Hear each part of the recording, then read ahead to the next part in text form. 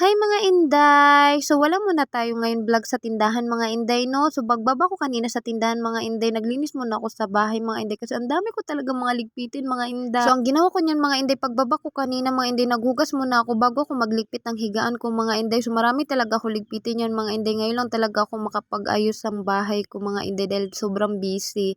Ang gagawin ko niyan mga inday, titingnan ko muna ang aking mga halaman mga inday. Oy, diligan ko muna bago ko siya ilipat. Iwan ko ba kung kaya pa ilipat ang aking mga tanim mga inday. Pero okay lang sa akin yun mga inday, ang mga tanim ko. Basta malaga yung prayer ko is matupad mga inday. Sa lahat naman tayo may mga pagsubok inday no. Hindi naman lahat na ilabas natin sa social media. Tapos na talaga ako nagligpit yan mga inday. Naku, pagtingin ko sa lamisa mga inday, marami pa pala ako ligpitin ng asawa ko kasi mga inday. Tsaka yung mga pamangkin ng asawa ko.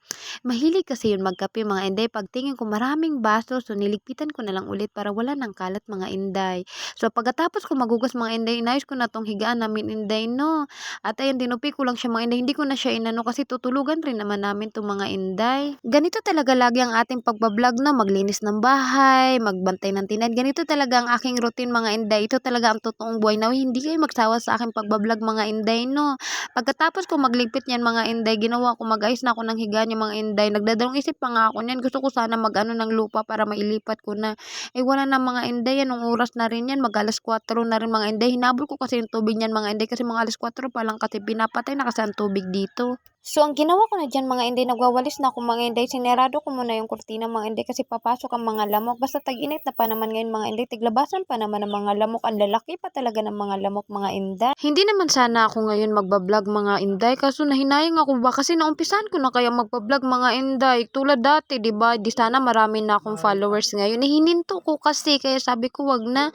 Kung ano lang yung ginagawa ko, yun na lang ibablog ko mga inday. Kung kayo man gusto niyo mag content creator mga inday, kung ano lang yung gagawin niyo sa buhay ninyo, kung naglalaba man kayo, naglilinis man kayo, kung ano pa man yan, o nagtitinda man kayo, kung ano pa, o nagtatanim kayo, yan, ibablog nyo yung mga inday. Huwag kayo dun sa patawa ng patawa kasi pag once na dun kayo mag-viral dun sa patawa mga inday, wala, mahirap na kayo maghanap ng content.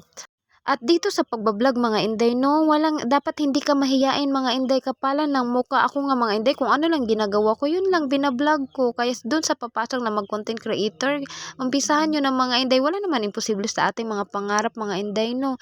At ay mga inday, papakita ko sa inyo ang aking mga tanim mga inday no. Yan, tanim ko yan mga inday. So di ba ang lalaki na nila mga inday, hindi ko tapat talaga sila na ilipat. Ayun mga ukra yan mga inday, kailangan ko na talaga siya ilipat, pero okay lang, kaya pa yan ilipat. Ginawa ko niyan mga inday, so magpakain na ako ng manok niyan mga inday. Nagpakain na ako ng manok niyan mga inday kasi para mamaya pag-uwi man ng asawa ko, wala na siyang gagawin mga inday. Kawawa kaya kasi syempre mainit tapos magbabasa siya. Ang gagawin mga inday, pakainin ko na yan sila mga inday. Sana nga mabenta na lahat ng aking mga manok mga inday. No, baka gusto niyong bumili mga inday. PM na lang kayo sa akin mga inday no.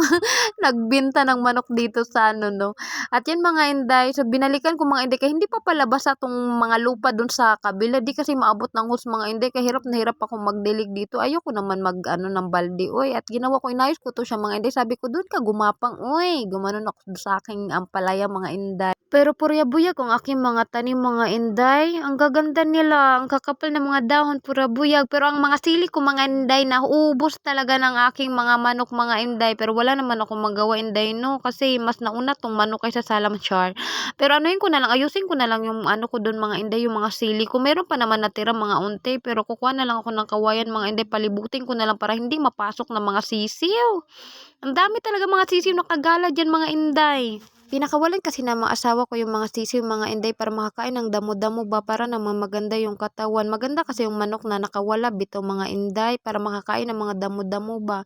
At yan mga inday, pagkatapos ko magpakain yung mga inday, magpainom na ako ng mga manok niya mga inday. So ang gulo talaga ng video ko dito mga ganyan. Di na mo naman oh, di ba ang gulo. So hanggang dito na lang ang aking video mga inday no. Salamat sa panunod na tinapos nyo mga inday, at paki-comment at share mga inday. So thank you very much mga inday. Bye bye.